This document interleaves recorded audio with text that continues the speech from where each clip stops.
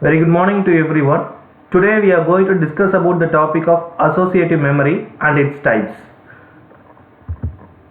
Associative memory makes a parallel search with the stored patterns as data files. Following are the types of associative memories as we can observe. Its types are auto-associative memory and hetero-associative memory. However, the auto-associative memory is a single layer neural network in which the training input vector and the output target vectors are the same. The weights are determined so that the network stores a set of patterns. So in the auto-associative memory, it is a single layer neural network where the input training vector and the output target vectors must be the same. So that's a target here which you are following in the auto-associative memory. And then this is a typical architecture for auto-associative memory. In this architecture, we are just giving n inputs to the architecture through the input of x1, x2 up to x of n. So when the set of input is fed to the network, from that the corresponding weights are also passed to the network, and then a network is formed. This type of architecture is said to be the auto-associative memory architecture, where we will be getting the output at each propagation, or at each layer we will be getting the output. For example, here it is specified as y1, y2 and then y3 up to y of n. So for x1 input, y1 output we will be getting. For x2 input, y1 output we will be getting. So that we termed that the auto-associative memory is that for the corresponding the input training vector, what we are giving is the output target vector obtained will be the same. So that's what we achieved in this architecture. And then we have a training algorithm. We have a training algorithm for this. So how the network will be behaving by using this training algorithm is the network which you are using is HEB or delta learning rule. So this is what we are using for the network. First step is that we need to initialize all the weights to 0. That is w of ij equal to 0, and then I equal to 110 and j equal to 110. So in step 2 we need to perform step 3 and 4 for each input vector.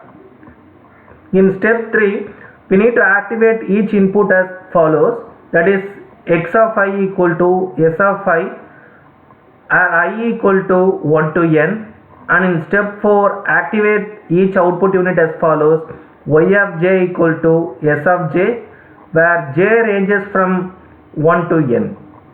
And in step 5 adjusting the weight as follows, w of ij of new equal to w of ij of old plus x of I and then x of j. So this is the training algorithm we are using in the network to make our input training vector to be equal as the output vector or the output value which you have been obtained as a result of applying the training algorithm. So in the testing algorithm, how we need to check that whether the obtained result is same as that of the input training vector in the auto-associative memory is we need to follow this testing algorithm. The first steps is we need to set the weight obtained during the training or helps rule. In step 2 we need to perform steps 3 to 5 for each input vector. In step 3 set the activation of the input units equal to that of input vector. So the activation function or the weight which you are passing through a particular network, the input should be equal to the input vector. So that is the activation function or activation what the weight we are going to give to the input vector, that should be relevant. And then in step 4 we need to calculate the net input to the each output, that is j equal to 1 to n, y input of j equal to summation of I equal to 1 to n, x of I, w of ij. Step 5, apply the following activation function to calculate the output.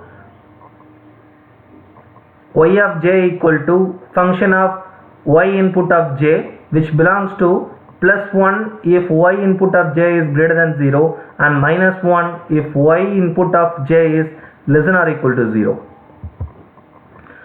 So next we are going to see the next type in the associative memory, that is hetero-associative memory. It is similar to auto-associative memory network.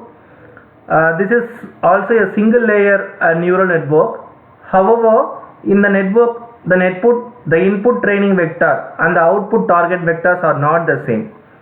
So in the auto-associative memory, we have seen that the input training vector and the output target vectors are same, but in hetero it will be as different. Both the input and then the output target vectors won't be the same. The weights are determined so that the network stores a set of patterns. Hetero-associative network is static in nature. Hence there would be no linear and delay operations. So this is about the architecture of hetero-associative memory architecture. So where the X inputs will be fed to the Hepz network along with the corresponding weight, and then as a result of the Hepz network, after working over the weight, then the output which you have obtained at the output part, that will be as y1, y2 up to of y of m. So here we have told that the output which you are obtained, the target output won't be the same as that of input training vector. So that is a hetero-associative memory rule. So here the training algorithm which we used for the hetero-associative memory is as follows. In step 1, we need to initialize all the weights to 0. That is w of ij equal to 0, where I equal to 110 and j equal to 110. And step 2, perform step 3 to step 4 for each input vector. Activate each input unit as follows. So that is based upon formula x of I equal to s of I, where I will be ranging from 1 to n. And in step 4, we activate the output unit as follows. Y of j equal to s of j, j equal to 1 to m. In step 5, adjust the weight as follows. W of ij of new equal to W of ij of old plus x of I and then y of j. So this is the training algorithm which we apply for the hetero-associative memory, and then the testing algorithm. So what we used to have the output at the hetero-associative memory architecture, the output should be validated by using the testing function or the testing algorithm. So 5 steps have been used for testing the algorithm. The first step is set the weights obtained during training for Hepz rule. In step 2, perform steps 3 to 5 for each input vector. In step 3, set the activation of the input units equal to that of input vector. In step 4, we need to calculate the net input to each output unit, j equal to 1 to m, where y input of j equal to summation of I equal to 1 to n, x of I, w of ij. So this is a net input which we will be calculating based on the output unit. And then in step 5, we need to apply the activation function to calculate the each output. Y of j equal to f of y input of j equal to +1.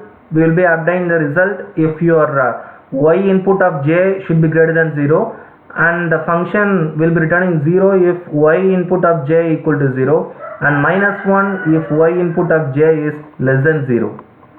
So this is about the overall explanation about the associative memory.